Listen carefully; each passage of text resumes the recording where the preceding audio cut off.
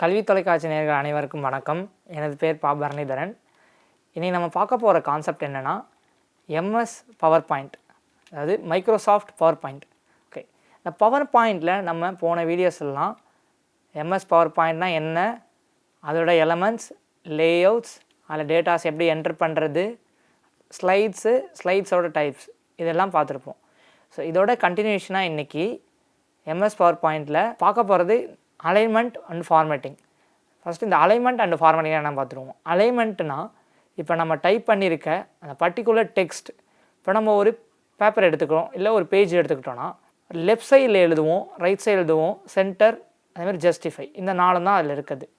இல்லை இந்த லெஃப்ட் சைடுங்கிறது நம்ம பேஜோ இல்லை அந்த பேப்பரோட லெஃப்ட் சைடில் இருக்கும். நம்ம எழுதியிருக்க அந்த டெக்ஸ்டானது, நம்ம டைப் பண்ணியிருக்க டெக்ஸ்டானது லெஃப்ட் சைடில் இருக்கும். இது நம்ம செலக்ட் பண்ணியிருக்காது. இதே போல் ரைட் அலைனுங்கிறது ரைட் சைடில் அலைனாக இருக்கும். அது எல்லாம் அந்த ஹோல் டெக்ஸ்ட் நம்ம செலக்ட் பண்ணது எல்லாமே ரைட் சைடில் அலைனாக இருக்கும். இதை தவிர சென்டருங்கிறது அந்த ஒரு பர்டிகுலர் பேஜோட சென்டரில் அலைனாக இருக்கும். நம்ம மேக்ஸிமம் வந்து டைட்டில்லாம் சென்டரிங் பண்ணுவோம். அதில் இருக்க கண்டென்ட்லாம் வந்து அதிகமாக லெஃப்ட் சைடில் இருக்கும். இதை தவிர ஜஸ்டிஃபைன்னு ஒன்று இருக்குது. ஜஸ்டிஃபைனா என்னென்னா ஈச் லைன், இப்போ ஒரு பேஜோட ஒரு லைனாக இருக்கட்டும், புல்லட்ஸ் எல்லாம் ஆரம்பிக்கிற ஃபஸ்ட் லைன் வந்து ஈவனாக இருக்கும். ஸ்டார்டிங் பார்த்திங்கன்னா நம்ம செலக்ட் பண்ணியிருக்க அந்த பர்டிகுலர் கண்டென்ட்டோட ஹோல் ஸ்டார்டிங் பிகினிங்குமே ஈவனாக இருக்கும். ஸோ இதை தான் நம்ம ஜஸ்டிஃபைன்னு சொல்லுவோம். இதுக்கடுத்த ஃபார்மேட்டிங்கில் பார்த்திங்கன்னா நம்ம ஃபாண்ட் சைஸ், ஃபாண்ட் நேம், அந்த ஃபாண்ட்டை வந்து போல்ட் பண்ணுறது, இட்டாலிக் பண்ணுறது, அண்டர்லைன் பண்ணுறது, ஸோ இப்போ கேப்ஸ், இந்த மாதிரி ஸ்மால், இதெல்லாம் நம்ம வந்து கொடுக்குறதுலாம் என்ன சொல்லுவோம்னா ஃபார்மேட்டிங் சொல்லுவோம். இப்போ அந்த ஃபார்மேட்டிங்கில் ஃபாண்ட் சைஸ்னால் என்ன, ஃபாண்ட் நேம்னால் என்னென்னா, இப்போ ஒரு கண்டென்ட்டுக்கும் ஒரு ஃபாண்ட் சைஸ் செட் பண்ணுவோம். இப்போ பார்த்திங்கன்னா டைட்டில் பிளேஸ் ஹோல்டர் இருக்கும், சப்டைட்டில் பிளேஸ் ஹோல்டர் இருக்கும் ஃபஸ்ட் பேஜில்.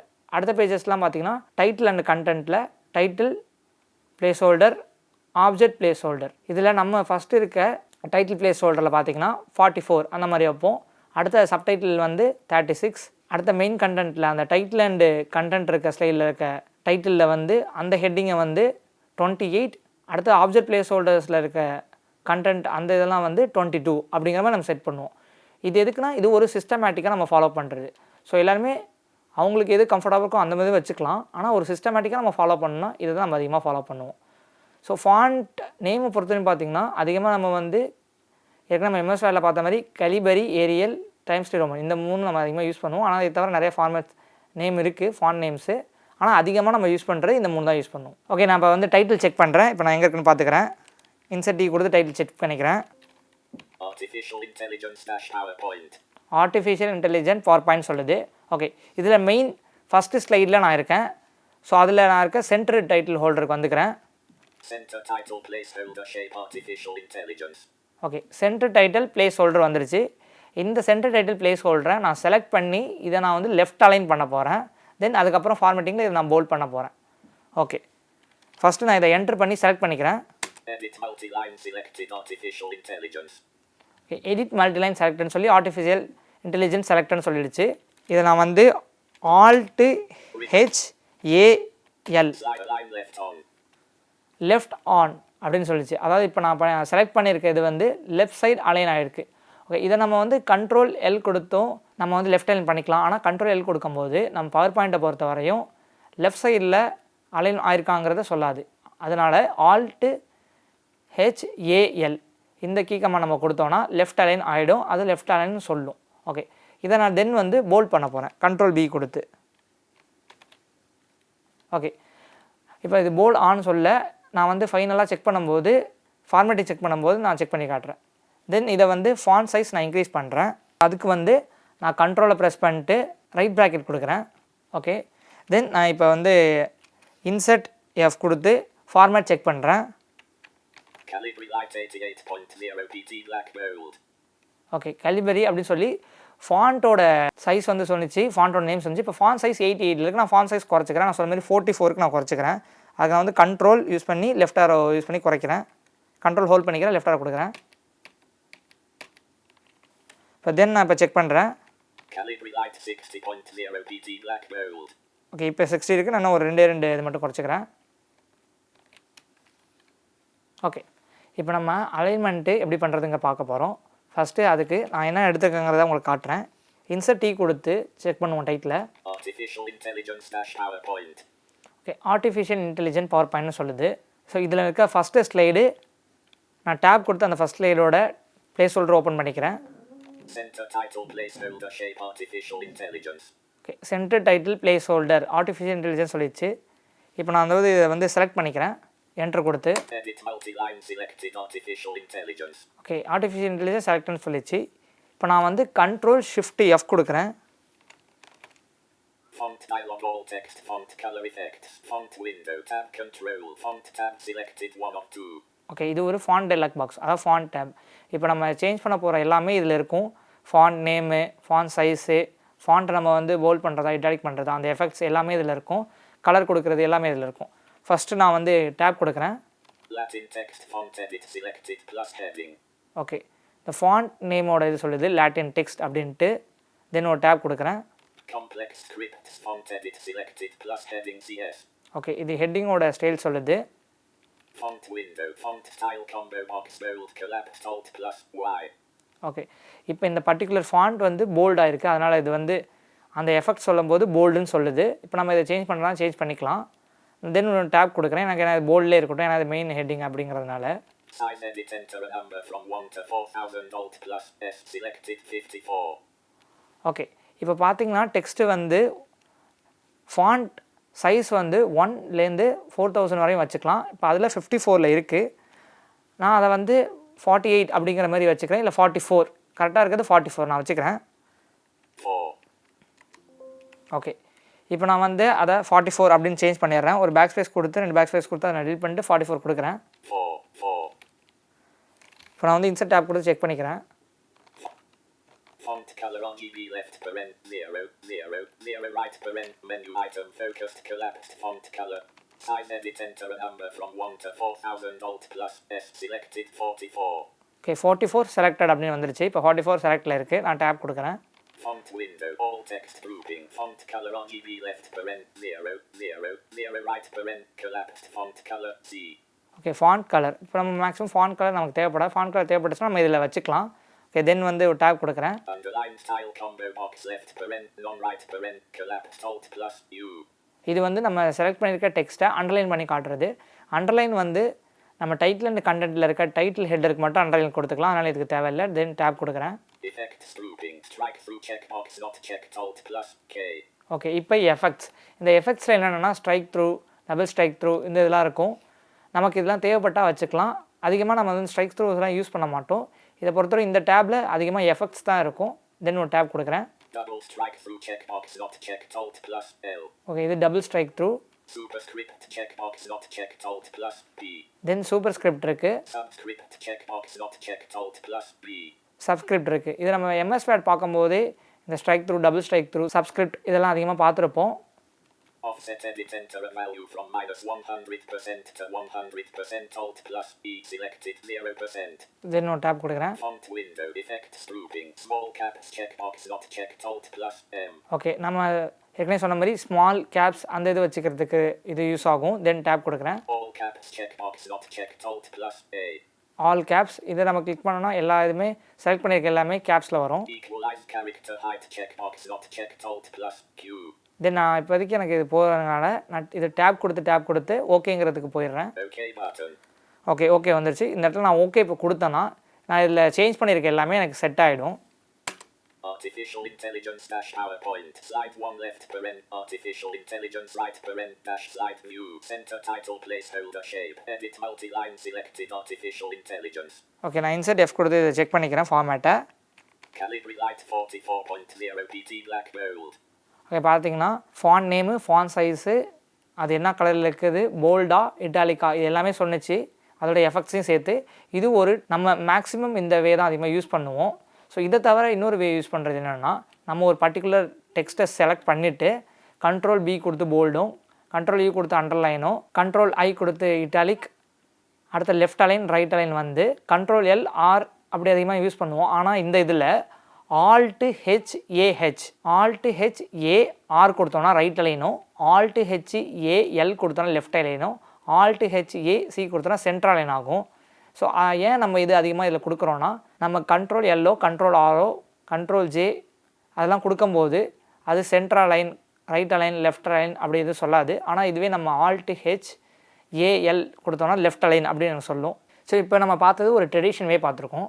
ஸோ இன்னொரு டைப் வே என்னென்னா, நம்ம செலக்ட் பண்ணியிருக்க அந்த பர்டிகுலர் கண்டென்ட்டை Alt H A கொடுத்து நம்ம மாற்றுவோம். அது என்ன Alt H Aனா, Alt வந்து access key, H for home tab, A for alignment, L கொடுத்தோன்னா லெஃப்ட் அலைன், R கொடுத்தோன்னா ரைட் அலைன், C கொடுத்தோன்னா சென்ட்ரல் அலைன், J கொடுத்தோன்னா ஜஸ்டிஃபை. நம்ம செலக்ட் பண்ணியிருக்க பர்டிகுலர் டெக்ஸ்ட்டை இது சேஞ்ச் பண்ணிவிடும். Control L, control R, control E, control J நம்ம ஏன் இங்கே கொடுக்க மாட்டோம்னா, இந்த 4 கொடுத்தாலும் ஒரு விஷுவல் இம்பேக்ட்டுக்கு அது யூஸ்ஃபுல்லாக இருக்காது. ஏன்னா பவர் பாயிண்ட்டை பொறுத்தவரை இந்த 4மே ஆன் அப்படிங்கிறது சொல்லாது. ஆனால் இதுவே நம்ம வந்து யூஸ் பண்ணுற இந்த Alt H AL, Alt H AC, Alt H AR இது எல்லாமே சொல்லும். இப்போ நான் வந்து ஒரு பர்டிகுலர் டெக்ஸ்ட்டை செலக்ட் பண்ணி காட்டுறேன். Center title placeholder shape. Subtitle placeholder shape Marmit Heron.b. Okay, இதை நான் வந்து செலக்ட் பண்ணிக்கிறேன் ஒரு என்ட்ரு கொடுத்து. Edit multi-line selected Marmit Heron.b. Okay இதை வந்து நான் ஒரு லைட் அலைன் பண்ணுறேன். ஓகே, நான் இப்போ பரணிதரன் B அப்படிங்கிறத செலக்ட் பண்ணியிருக்கேன். ஸோ நான் செலக்ட் பண்ணியிருக்கதை ரைட் அலைன் பண்ணுறேன். Alt H A R. Align right on. Okay, align right on அப்படிங்கிறது சொன்னிச்சு. இப்போ இந்த இதெல்லாம் பார்த்தீங்கன்னா அதிகமாக வந்து நம்ம செலக்ட் பண்ணியிருக்க பர்டிகுலர் டெக்ஸ்ட்டை ரைட் அலைனா, லெஃப்ட் அலைனா, சென்ட்ராங்கிறது சொல்லும். ஓகே, ஸோ இது போலவே நம்ம பர்டிகுலர் டெக்ஸ்ட்டை எப்படி செலக்ட் பண்ணி பண்ணுறோங்கிறத டைட்டில் ஸ்லைடை வச்சு, சப்டைட்டில் ஸ்லைடை வச்சு பார்த்துருக்கோம். அதாவது சப்டைட்டில் பிளேஸ் ஹோல்டரும் டைட்டில் பிளேஸ் ஹோல்டரை வச்சு பார்த்துருக்கோம். இது போல் செகண்ட் ஸ்லைடில் ஒரு சேஞ்ச் பண்ணிட்டு அதையே வச்சு நம்ம எல்லாத்துலேயும் சேஞ்ச் பண்ணுவோம். ஒரு எஸ்கேப் கீ கொடுத்து நான் இதில் வெளில வந்துடுறேன். ஓகே, நான் ஒரு டவுனரை கொடுக்குறேன்.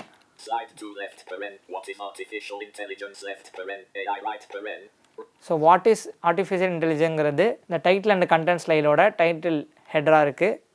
அந்த டைட்டில் பிளேஸ் ஹோல்டர் வரதுக்கு நான் ஒரு டேப் கொடுக்குறேன். Title placeholder shape. What is artificial intelligence left paren AI right paren. So what is artificial intelligence அப்படிங்கிறது இருக்குது. இதை நான் ஒரு என்ட்ரு கொடுத்தோ. Edit multi-line selected. What is artificial intelligence left paren AI right paren. Okay, இதை நான் ஒரு enter கொடுத்து செலக்ட் பண்ணிட்டேன். செலக்ட் பண்ணதுக்கப்புறம் தென் நான் ஏற்கனவே சொன்னது போல் கண்ட்ரோல் ஷிஃப்ட் F கொடுத்து நம்ம அந்த ஃபாண்ட் டேப், அந்த ஃபாண்ட் டைலாக் பாக்ஸில் போய் சேஞ்ச் பண்ணிக்கலாம். இல்லைனா Alt H, இதை நான் வந்து சென்டர் பண்ணுறேன். So Alt H A C, centre on அப்படின்னு சொல்லிடுச்சு. ஸோ இது எனக்கு சென்டர் பண்ணியாச்சு. தென் நான் ஒரு அண்டர்லைன் பண்ணுறேன். கண்ட்ரோல் U கொடுத்து. ஓகே, நான் இப்போ கண்ட்ரோல் U கொடுத்து அண்டர்லைன் பண்ணிட்டேன். இதை நான் இன்சர்ட் F கொடுத்து செக் பண்ணிடுவோம்.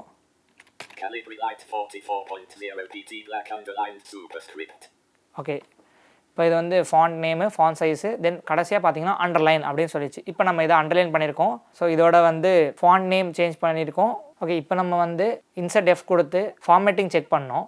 ஸோ அந்த ஃபார்மேட்டிங் செக் பண்ணதுக்கப்புறம் அதில் ஃபாண்ட் சைஸ் வந்து கொஞ்சம் இன்க்ரீஸ் ஆகிடுச்சு. அந்த ஃபாண்ட் சைஸை நான் குறைச்சிக்கிறேன். எனக்கு டைட்டில் ஹெடரை பொறுத்த வரையும் 28 இருந்தால் போதும். கண்ட்ரோல் லெஃப்ட் ப்ராக்கெட் கொடுத்துக்கிறேன். ஓகே, இப்போ இது சொல்லாது. நான் ஏற்கனவே சொன்ன மாதிரி நம்ம ட்ரெடிஷ்னல் வே யூஸ் பண்ணும்போது அந்த கண்ட்ரோல் ஷிஃப்ட்டு F கொடுத்தம்போது சொன்னிச்சு. அதில் வந்து நம்ம அந்த ஃபாண்ட் டேப்ல மாற்றிட்டோம். ஆனால் கண்ட்ரோல் ரைட்டாக ப்ராக்கெட் லெஃப்ட் ப்ராக்கெட் கொடுக்கும்போது சொல்லாது. நான் இன்சர்ட் F கொடுத்து செக் பண்ணிக்கிறேன் அதையும். ஓகே, 32 இருக்குது. நான் இன்னும் ஒரு 2 இது குறைச்சிக்கிறேன். Control left bracket. Okay, insert F கொடுக்குறேன். ஓகே, இப்போ பார்த்தீங்கன்னா நான் இன்னொரு இது இன்க்ரீஸ் பண்ணிட்டேன். இப்போ 28 இருக்கும். ஸோ இது போல் நம்ம இருக்க பேலன்ஸ் இருக்க டைட்டில் அண்ட் கண்டென்ட் ஸ்லைடில் இருக்க எல்லா டைட்டிலையுமே சென்ட்ரலைன் பண்ணி 28 ஃபாண்ட் சைஸ் வச்சுக்கிட்டா கரெக்டாக இருக்கும். இப்போ நம்ம இந்த இது மாற்றிட்டோம். ஸோ இது போல் நீங்கள் யூஸ் பண்ணும்போது, ஒர்க் பண்ணும்போது எல்லாத்தையுமே சேஞ்ச் பண்ணிக்கணும். ஏன் சேஞ்ச் பண்ணிக்கணும்னா ஒரு சிஸ்டமேட்டிக்காக தான் இருக்கணும். இப்போ நம்ம பவர் பாயிண்ட்டுங்கிறதே பார்த்தீங்கன்னா ஒரு கண்டென்ட்டாக இருக்கட்டும், அந்த ஆப்ஜெக்டிவ் பிளேஸ் ஹோல்டர்ஸ், அதில் இருக்க டைட்டில் பிளேஸ் ஹோல்டர், இது எல்லாமே ஒரே ஃபார்மேட்டில் ஒரே ஃபாண்ட் நேம் ஒரே ஃபாண்ட் சைஸ் இருந்தால் தான் பார்க்குறதுக்கு ஒரு ப்ரெசன்டேஷனாக குட்டாக இருக்கும். ஸோ அதனால் இந்த டைட்டில் பிளேஸ் ஹோல்டரில் 28 இதை வந்து அண்டர்லைன் பண்ணிக்கிறோம். இது ரெண்டுமே இது வந்து பேலன்ஸ் இருக்க எல்லாத்துலேயும் 7த்துலேயுமே பண்ணிட்டோன்னா அது ஒரு நீட்டான ஒரு ஃபார்மேட்டிங்காக இருக்கும். ஓகே, ஸோ இப்போ அலைன்மெண்ட்டை பொறுத்த வரையும் நம்ம வந்து இப்போ இதில் என்னென்ன பார்த்தோன்னா 2 விதமாக அலைன்மெண்ட் பண்ணுறதும் ஃபார்மேட் பண்ணுறதும் பார்த்துருக்கோம். ஸோ ஃபஸ்ட்டு ஒரு பர்டிகுலர் டெக்ஸ்ட்டை செலக்ட் பண்ணிக்கிறோம். அது டைட்டில் பிளேஸ் ஹோல்டர் இருந்தாலும் சப்டைட்டில் பிளேஸ் ஹோல்டர் இருந்தாலும் அதுக்கு போயிட்டு நம்ம வந்து ஒரு டேப் கொடுத்தா டைட்டில் பிளேஸ் ஹோல்டருக்கு போகும், டேப் கொடுத்தோன்னா சென்ட்ரல் பிளேஸ் ஹோல்டருக்கு போகும். அதில் வந்து நம்ம ஒரு என்ட்ரி கீ கொடுத்தோன்னா அது செலக்ட் ஆகும். செலக்ட் ஆனதுக்கப்புறம் Ctrl+Shift+F கொடுத்து ஃபாண்ட் டேப், அதாவது ஃபாண்ட் டைலாக் பாக்ஸ் வந்துடும். அந்த டைலாக் பாக்ஸ் வந்ததுக்கப்புறம் அந்த பர்டிகுலர் செலக்டட் டெக்ஸ்ட்டை வந்து font name, font colour, font size இதெல்லாமே சேஞ்ச் பண்ணிக்கலாம். சேஞ்ச் பண்ணிவிட்டு அதோட எஃபெக்ட்ஸும் சேஞ்ச் பண்ணிக்கலாம். ஸோ இதை வந்து ஃபைனலாக பண்ணி முடிச்சுட்டு ஓகே கொடுத்தோன்னா அது அப்ளை ஆகிடும். ஸோ இன்னொரு டைப் என்னென்னா, நம்ம மேக்ஸிமம் அதிகமாக வேர்டில் பண்ணியிருப்போம். Ctrl+L, Ctrl+R, Ctrl+E இதெல்லாம் கொடுத்து left align, right align, centre align பண்ணியிருப்போம். ஆனால் இந்த இதில் அது ஒர்க் ஆகும், ஆனால் சொல்லாது. அதுக்கு பதிலாக Alt+H+A, ஆல்ட்டுங்கிறது ஆக்சஸ் கீ, ஹெச்ங்கிறது ஹோம் டேபு, ஏங்கிறது அலைன்மெண்ட். ஸோ அதோட நம்ம எல்லுக்கு left align, R right align, C கொடுத்தோன்னா சென்டர், ஜே கொடுத்தோன்னா ஜஸ்டிஃபை ஆகும். ஜஸ்டிஃபைங்கிறது ஒரு பர்டிகுலர் லைன் வந்து ஈவனாக இருக்கும். ஒரு 10 லைன்ஸ் இருந்தால் அந்த 10 லைனோட பிகினிங் வந்து ஈவனாக இருக்கும். அதுதான் ஜஸ்டிஃபைங்கிறத சொல்லுவோம். ஸோ இதை கொடுத்து நம்ம எப்படி அலைன்மெண்ட் பண்ணுறங்கிறத பார்த்தோம். தென் வந்து ஃபார்மேட்டிங் நம்ம ஏற்கனவே அந்த ட்ரெடிஷனல் வேல வந்து Ctrl+Shift+F கொடுத்து அந்த ஃபார்மேட் சேஞ்ச் பண்ணிப்போம். இதை தவிர நம்ம எப்படி சேஞ்ச் பண்ணுவோன்னா, அந்த பர்டிகுலர் டெக்ஸ்ட்டை செலக்ட் பண்ணிட்டு கண்ட்ரோல் யூஸ் பண்ணி right arrow left arrow, control use பண்ணி ரைட் ப்ராக்கெட் லெஃப்ட் ப்ராக்கெட் கொடுத்தா அந்த ஃபாண்ட் சைஸ் வந்து இன்க்ரீஸ் ஆகும், டிக்ரீஸ் ஆகும். ஸோ இதை நம்ம செக் பண்ணுறதுக்கு Insert+F கொடுத்து ஃபார்மேட் செக் பண்ணிக்கலாம். அது போலவே அதை வந்து அண்டர்லைனோ இட்டாலிக்கோ போல்டோ பண்ணோன்னா இமீடியட்டாக Insert+F கொடுத்து நம்ம அந்த ஃபார்மேட்டை செக் பண்ணிக்கலாம். ஏன்னா அது வந்து சொல்லாது, NVIDIA வந்து அனௌன்ஸ் பண்ணாது. ஸோ நம்ம வந்து Insert+F கொடுத்து அந்த ஃபார்மேட்டை வந்து செக் பண்ணிக்கலாம் இமீடியட்டாக. ஸோ இன்றைக்கி இதுதான் பார்த்துருக்கோம். இதை நீங்கள் வந்து டெய்லியுமே ப்ராக்டிஸ் பண்ணி பாருங்கள். Windows default lock.